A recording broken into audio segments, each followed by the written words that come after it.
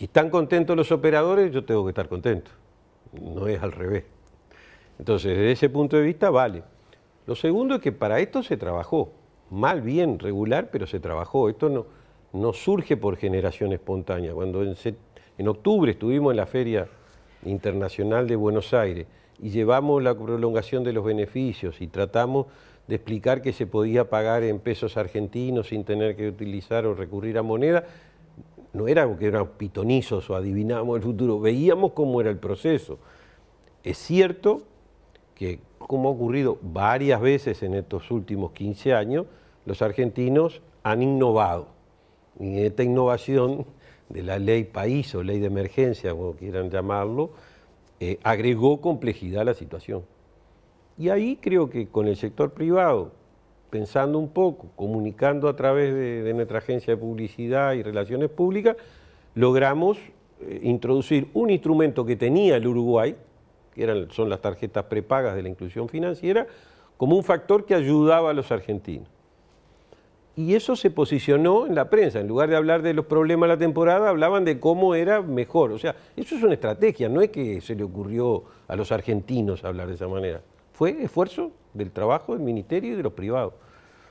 Y además, al mirar la reglamentación de la ley, aparece otro elemento que no estaba originalmente, además de que, por suerte, un diputado por Mendoza propuso no aplicar el 30% a los boletos para los países vecinos. Aparece que sí el argentino, en este caso, que es el que estamos hablando, paga su estado de cuenta en la tarjeta de crédito en la misma moneda que contrajo los compromisos de compra, no le aplican el 30%. Y eso tiene, obviamente, una ventaja adicional, que es que se beneficia no solo de la devolución íntegra del IVA, como estaba previsto, sino además los porcentajes que las tarjetas están haciendo como promoción acá en Punta del Este y en todo el Uruguay. Entonces, desde ese punto de vista, agregó un factor. Entonces, eso nos ayuda a posicionarnos y bajar un poco la presión, más allá de que las preguntas, muchas veces los periodistas en los puentes ¿está caro? O sea, y levanta el centro, seguramente alguien va a cabecear. Lo cierto es que han venido más argentinos y eso no es un regalo de nadie, se trabajó para eso. ¿Usted cree que estamos acordes en la relación precio, calidad de servicio, lo que se brinda? Porque convengamos que tanto en Punta del Este como en otros lugares del país hay opciones para todos los bolsillos. Correcto. Usted puede ir a un lugar económico y puede ir a un lugar sofisticado. ¿Está bien? Porque ese es el secreto, la relación calidad-precio. ¿Usted cree que está bien? Yo creo que en eso que tan acertadamente señala de que hay todos, efectivamente, hay algunos que en determinados rangos se escapan de eso. Pero lo que es bueno es que la gente tiene la opción de hacerlo y de conocer. Además, desde el que vino con todo el surtido de la Argentina arriba del auto, ¿está bien?, hasta el que mide, pero eso es lo que haríamos nosotros si vamos a un lugar donde hay un problema de moneda. Cuando íbamos a Brasil, hace 5 o 6 años, cuando el real estaba a 2.30, 2.40, cosas por el estilo, todos los uruguayos medían cómo gastaban, y eso es lo normal, lo hace usted, lo hago yo. Entonces, a nadie le gusta que le metan la mano en el bolsillo gratis. Entonces, desde ese punto de vista me parece que hay una actitud responsable mayoritariamente y que se ha reflejado en eso. No es por casualidad que cuando se van no hay una situación de los argentinos de que aquí me achacaron. Es cierto que hay lugares donde les sale más caro a ellos, eso es cierto. Ahora, para ser honesto también, yo nunca escuché que los restaurantes de alta gama se quejaran el restaurante o se quejaran los que iban.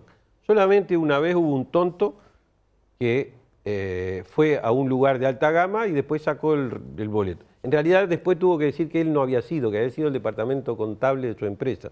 Porque si va a un lugar, está la tabla, la abre, el menú, ve cuánto cuesta y si no lo va a pagar se va. Ahora, quedarse, comer, para después salir con el boleto, eso es de tonto. Y eso no es lo que pasa. Pero no es el problema que nosotros hoy en esta temporada estamos teniendo. Incluso tomamos medidas con cierta anticipación de hablar con las grandes superficies de los supermercados para tratar de mantener un calidad-precio razonable en la canasta turística, y desde ese punto de vista creo que está funcionando. Hay algunos, he visto alguna nota de prensa donde dice que van a los supermercados para saludar a los vecinos, etcétera, aparecer en el supermercado y después lo que compran lo dejan por ahí pero para no perder imagen.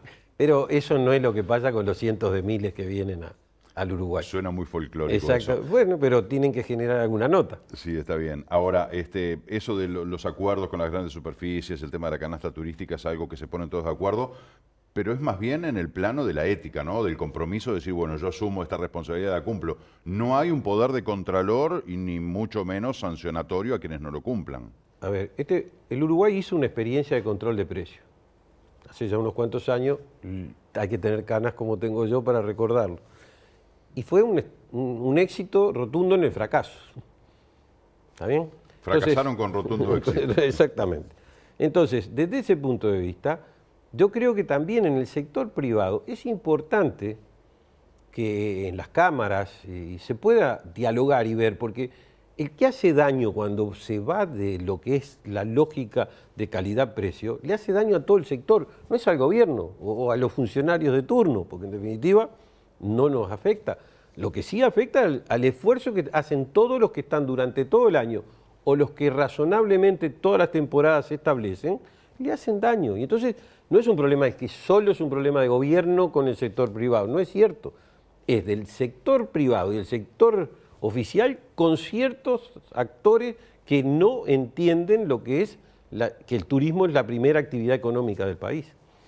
¿Hay cifras ya en el Ministerio de lo que es el nivel de gasto, ya que se evaluó el porcentaje de ingresos de turistas? Agradezco la pregunta a los efectos de aclarar alguna cosa. Sí. ¿Cómo es el mecanismo de saber el gasto o el número de turistas? Los mecanismos se nutren por dos rutas. Uno primero que es migraciones. Y en migraciones hay que depurar los datos sobre los que, por ejemplo, usted hace referencia, que lo hemos visto en la prensa, se llaman datos primarios. Eso tiene que ser depurado por el tránsito vecinal, por las personas que trabajan, etc. Y luego hay un sistema de diseño muestral que hace unas 21 a 23.000 encuestas anuales que trabajan por trimestres en los distintos puntos del país. Esa muestra, su diseño, es monitoreada y a su vez es auditada tanto por el Instituto Nacional de Estadística y Censo como regularmente por la Organización Mundial de Turismo. Esas encuestas lo que nos dan son dos elementos más aparte de los números de migraciones. El nivel de gasto y confirmar el número de uruguayos que residiendo en el extranjero vienen y pasan las vacaciones en el Uruguay. Que eso no sale de migraciones porque son pasaporte igual que cualquier otro. Entonces, esos diseños muestrales trabajan cada 3 meses. Están previstos para que los números son fundamentados a partir de ese lapso entre una medición y otra. Incluso en nuestro caso, también hay que tener en cuenta que a veces la semana de turismo cae en marzo y otras veces en abril. Por lo tanto, para comparar en términos similares, es importante comparar lo mismo. Entonces, nosotros, a diferencia de lo que puede ser el interés periodístico, absolutamente legítimo, de cuál es el número que va a salir en el 5 de oro de la temporada, nosotros nos tenemos que mover con esos parámetros. De hecho, mañana nosotros vamos a estar haciendo una conferencia de prensa para anunciar cómo fue el cierre del año 2019. Y esto quiero decir, pocos países en el mundo, menos de 20 días después de finalizado un año, brindan los números públicamente. Y eso es lo que vamos a estar haciendo mañana, como lo hemos hecho en años anteriores. El interés periodístico, la avidez periodística, siempre es directa o solalladamente señalada como, de repente, bueno, a ver, la ansiedad que tienen los periodistas y lo que nosotros queremos es tener información, pero bueno, vamos de repente un poco más rápido que lo que son los tiempos, en este caso de la autoridad turística. Pero es absolutamente legítimo. Desde Lo que ya, digo que ya, digamos, sí. Cumplimos roles distintos desde el punto de vista en esta oportunidad del trabajo. Exactamente. Usted decía que esta realidad que estamos viendo no surgió por generación espontánea, no es que de repente, uy, mirá, cayeron una cantidad de argentinos, es porque se trabajó mucho y se diseñaron distintas políticas como para generar esto. En función de ese trabajo que ha hecho el Ministerio, ¿qué expectativas hay de lo que resta de la temporada? Nadie tiene la bola de cristal, ni como decía usted, ninguno acá somos videntes, ni hay pitonizas ni pitonizos, pero ¿qué se espera? A ver, para llegar a lo que nosotros de alguna manera ahora estamos visualizando, tomamos en cuenta que nosotros hicimos mediciones no exactamente como nosotros estamos con las encuestas más o menos uno quien gana la elección, sino de estados de opinión con relación a las vacaciones en 5 lugares, en 5 ciudades o provincias argentinas, en junio, y lo volvimos a hacer en septiembre, para ver qué variaciones había. Entre otras cosas porque el año anterior habíamos hecho en septiembre, cuando adelantamos a junio, también para ver.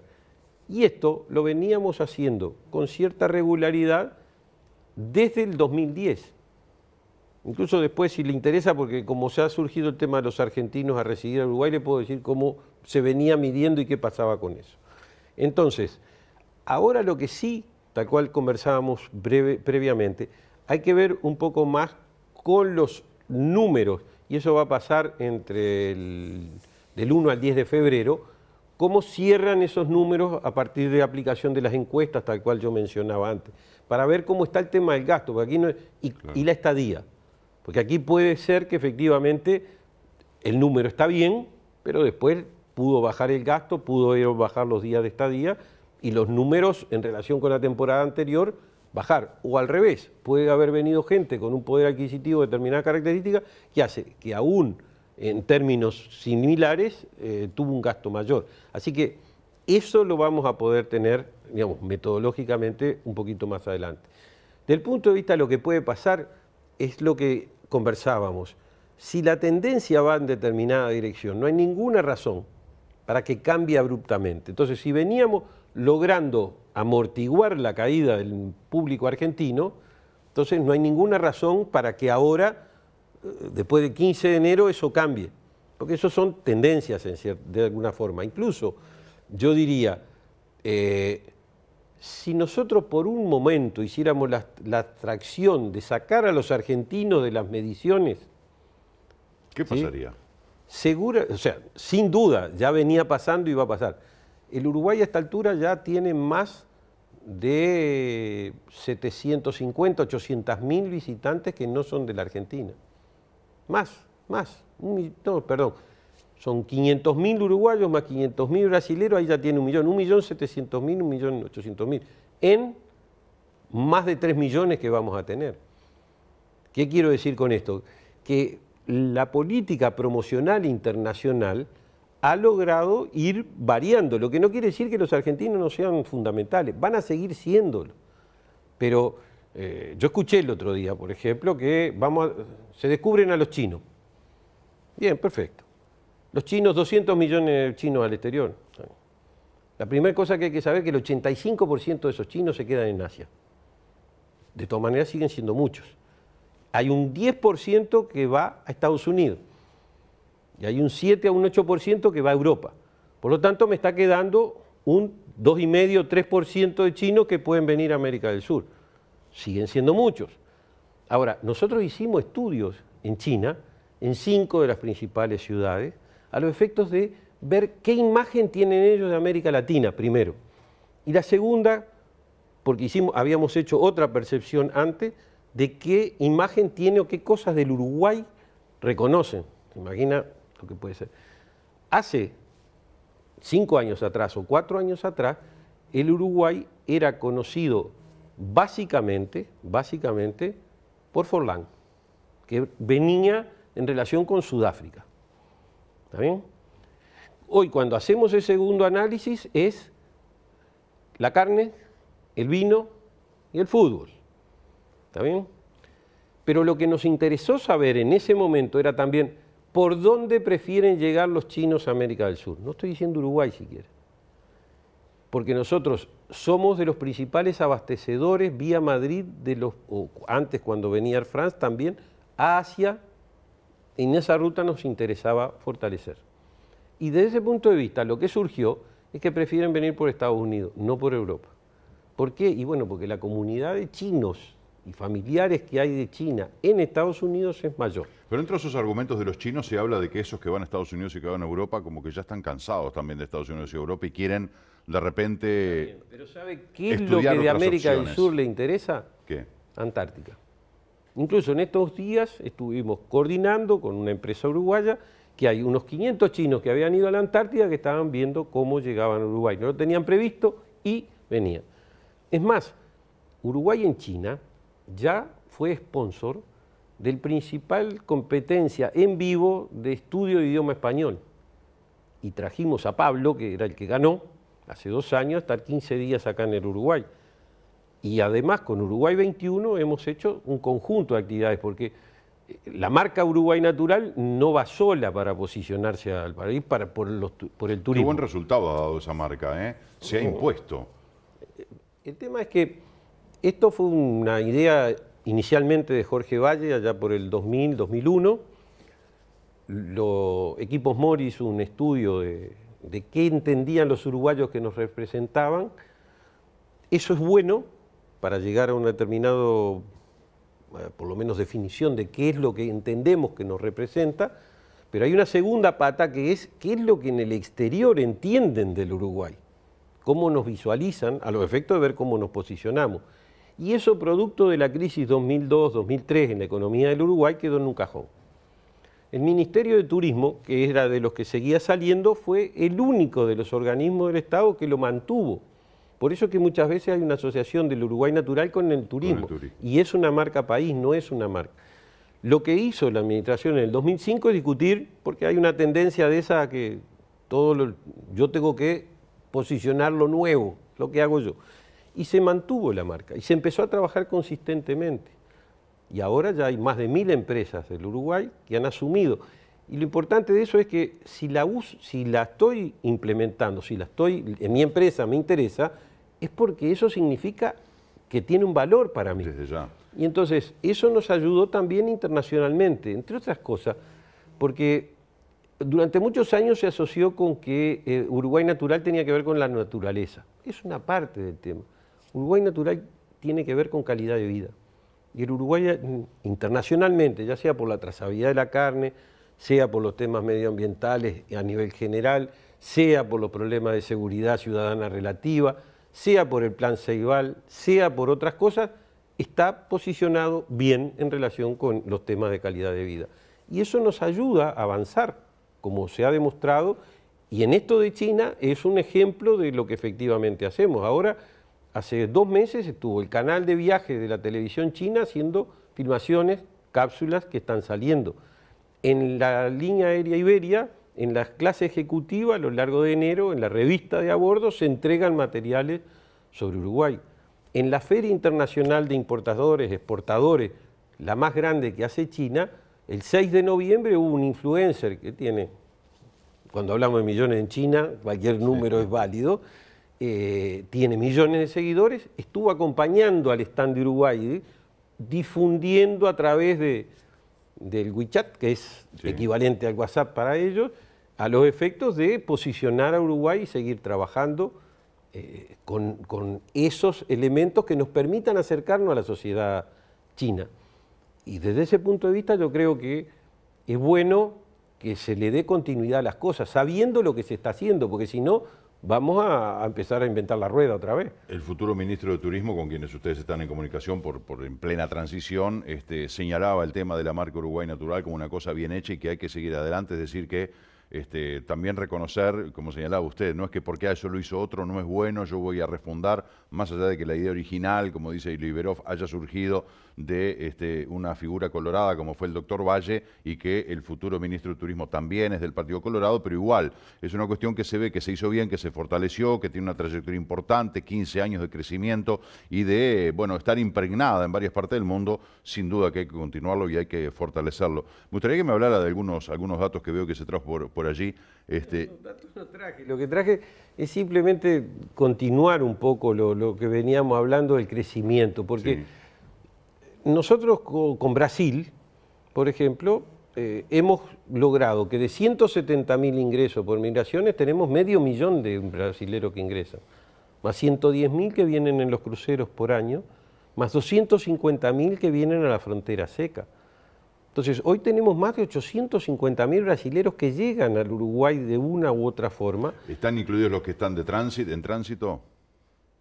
¿Los brasileros? Sí, brasileños que de repente pasan por Uruguay y van para Argentina. A ver, en nosotros, eso no lo registramos 2 veces, primera cosa, porque a veces se dicen disparates, ¿correcto? Ni los argentinos ni los brasileros se registran.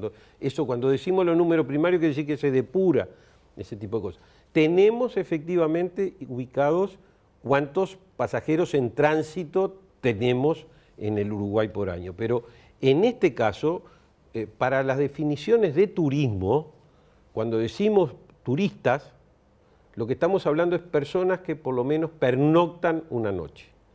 Por lo tanto, si vienen de Brasil, duermen un día en el Uruguay y siguen para otro lado, eso está contabilizado porque durmió, consumió. Pagó un hotel, pagó una cena, etcétera. O sea que eso es un primer elemento. El segundo elemento, que nosotros veníamos de una situación donde el 70% del presupuesto promocional de Uruguay, que originalmente era 2.4 millones de dólares en 2005, pasamos a una, de alguna manera, división por mercados, donde Argentina queda en el 25% del total. ¿Está bien? Uruguay incluso internamente, porque el turismo uruguayo importa mucho, es un poquito más que Argentina desde el punto de vista de la promoción. Y en el caso de Brasil, prácticamente está igual que Argentina ahora. O sea, fíjese, no por casualidad vino La Globo a firmar una telenovela, no por casualidad Bandeirante hace 3 temporadas que cubre el Uruguay y hace 2 años que la promoción sigue a lo largo de todo el año. Tenemos relaciones públicas todo el año en San Pablo, tenemos relaciones públicas en Porto Alegre. Hacemos presencia en 5 ferias en Brasil a lo largo del año. Entonces, eso ha cambiado el perfil. Eso, no digo otra vez, no es espontáneo. Ahí están los resultados, No, lo que se ve es producto de todo eso. En turismo, a nivel mundial, los cambios abruptos en el de flujos turísticos se producen cuando hay devaluaciones de moneda. Ahí no hay autoridad que se pueda poner los galones de que es un éxito de uno, como alguna vez pasó en el Uruguay. Y a veces lo pagamos muy caro, porque si se pagaba por resultado de turista y lo que había era una devaluación, terminamos pagando 2 veces.